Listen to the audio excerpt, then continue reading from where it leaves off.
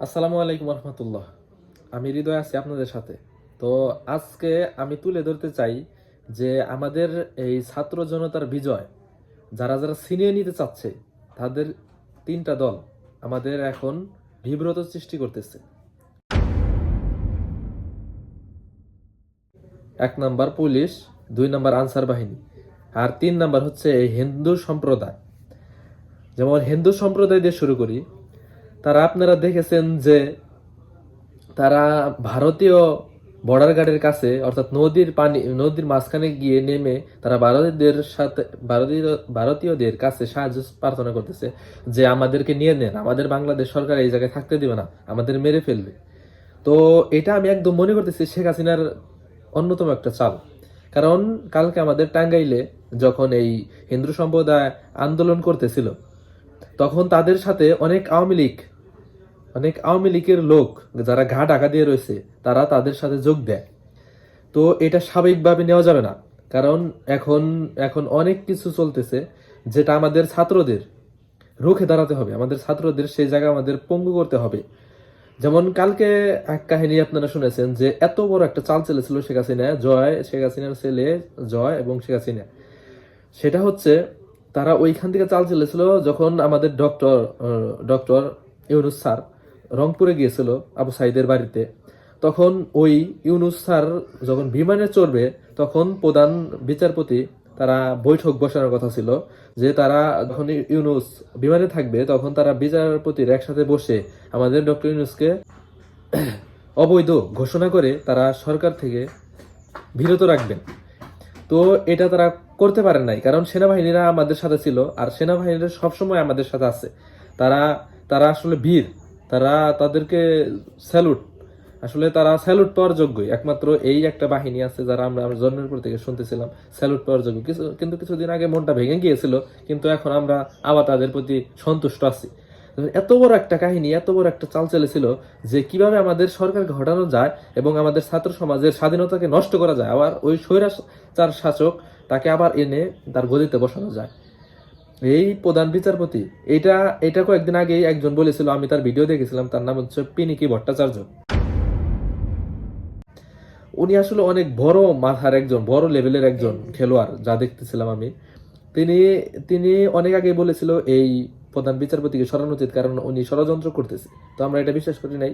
কালকে এনার কথা আমি ভালোভাবে দেখেছি, অনেক ভিডিও দেখেছি, দেখলাম সব প্রায় মিলে প্রায় উনি, তার মানে বোঝা গেল উনি ভালো একজন খেলোয়াড় এই রাজনীতিদের মধ্যে।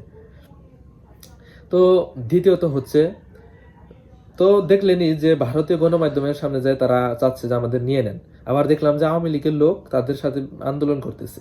তো এটা হচ্ছে শেখ হাসিনার একটা চাল। আর দ্বিতীয়ত হচ্ছে আনসার বাহিনী। এই আনসার বাহিনী 15 থেকে 16 বছর হয়ে গেছে তারা জীবনে এই রাস্তায় নামেনি, তারা জীবনে রাস্তায় নামেনি। তারা কাল রাস্তায় নেমেছে, নেমে আন্দোলন করতেছে, তারা দফা দফায় দাবি জানাচ্ছে। তারা 11টা বছর 15টা বছর কই ছিল?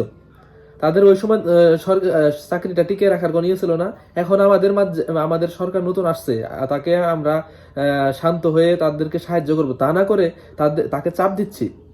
এটা কিন্তু সাধারণ বিষয় না যে তাকে আমরা কাজ করতে না দিয়ে তাকে চাপ দিচ্ছি, এই দাবি এই দাবি এই দাবি। তিনি এখন সুন্দরভাবে আস্তে আস্তে গড়ে তুলবে, তারপরে তারা আসবে যে আমাদের এইটা দরকার, আমরা এইটা দরকার, এটা দেন। তা না করে তারা এখনই চাপ দিচ্ছে। এটা সরকারের একটা, শেখ হাসিনা অবৈধ সরকারের একটা চাল, আমি যেটা মনে করি। আপনারা দেখবেন এটাই। আর 3 নাম্বার হচ্ছে পুলিশ। এই পুলিশ বাহিনীকে কালকে যদি আমাদের ওই যে এক মন্ত্রী, নাম কি যেন, উপদেষ্টা মনে নাই, উনি যদি কালকে টার্গেট না দিত যে এই যে তোমরা বৃহস্পতিবার দিনের মধ্যে ফিরে না আসবে, তাহলে তারা এই দাবি চালিয়ে যেত। আর একটা কথা বলতে চাই, যে কুকুরে গু খায় সে কিন্তু পরবর্তীতে আবারও খায়। তো এই কথা হলো, আমাদের ছাত্ররা যারা এখন আন্দোলন আছো তারা সহজভাবে এদেরকে সহজ মনে করে ছেড়ে দেওয়া যাবে না, তাদের সাথে আমাদের এখনো রাস্তায় থাকতে হবে। কারণ আমি আপনাদের মাঝে একটা জিনিস বলতে চাই, সেটা হলো যে এই যে রাস্তায় যে মানুষ বলতেছে যে এতদিন তো ডাকাতি হলো না, এতদিন তো এই যে লুটপাট হলো না। তো কালকে 8,200 লিটার মদ ধরা পড়েছে এক গাড়িতে। কিছুদিন আগে 88 লক্ষ টাকা, তার আগের দিন 10 লক্ষ, 13 লক্ষ, 11 লক্ষ, এগুলো কিন্তু ছাত্র ধরে, কিন্তু পুলিশ যদি এটা একবার চিন্তা ভাবনা করে দেখেন, পুলিশ যদি এটা ধরতো, যে দেখতো যে তাদের গাড়িতে এইসব পাওয়া গেছে, তখন তারা কি করতো? তখন তারা টাকা খেয়ে তাদের কাছ থেকে টাকা খেয়ে অর্ধেক নিত, অথবা ফুল নিয়ে বলতো তাদেরকে থানায় ধরে দিব না, বাঁচতে চাস পালা, এই কথা বলে তাদের কাছে টাকা খেয়ে দিত, কিন্তু তাদেরকে ছেড়ে দিত। এই জন্য কয়দিন এগুলো ধরা পড়ে নাই। কিন্তু ছাত্ররা তো নিরপেক্ষ, ছাত্ররা তো টাকার লোভে দেশ স্বাধীন করে নাই, তারা দেশকে ভালোবাসে বিদায় দেশটা স্বাধীন করেছে। এই জন্য বুঝতে হবে যে এখনই এই পুলিশের হাতে দেশ ছেড়ে দেওয়া যাবে না। আর তারা যে দাবিগুলো জানাচ্ছে, তারা একদম একদম সরাসরি চাচ্ছে যে নিরপেক্ষ হতে হবে, নিরপেক্ষ হতে হবে, সরকারি অধীন থাকবে। ঠিক আছে, সরকারি অধীন থাকা তাদের কম না, কিন্তু তাদেরকে তারা যে নিরপেক্ষ থাকেনি, তাই তারা ঘুষ টুস খেয়ে মানুষকে কি অবস্থায় বিব্রত করছে। এখন যদি তাদেরকে একদম ছেড়ে দেওয়া হয়, তাহলে কিন্তু অবস্থা খুব খারাপ হয়ে যাবে। তারা তখন নিজেরা ক্ষমতা পেয়ে যাবে, তখন বলবো আমাদের কেউ কিছু বলার নাই, তখন তারা আরো বেশি করবো, এটা আমি মনে করতেছি।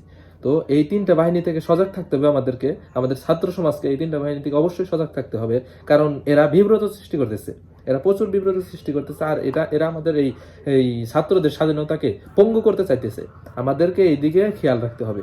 সো এই তিনটা বাহিনী নিয়ে আমার খুব মাথায় ঘুরপাক খাচ্ছিল, আমি দেখতেছিলাম, কারণ কালকের একটা ভিডিও ভাইরাল হয়েছিল, ওটা সবাই দেখেছেন। তো এই দিক দিয়ে আমাদের সতর্ক থাকতে হবে।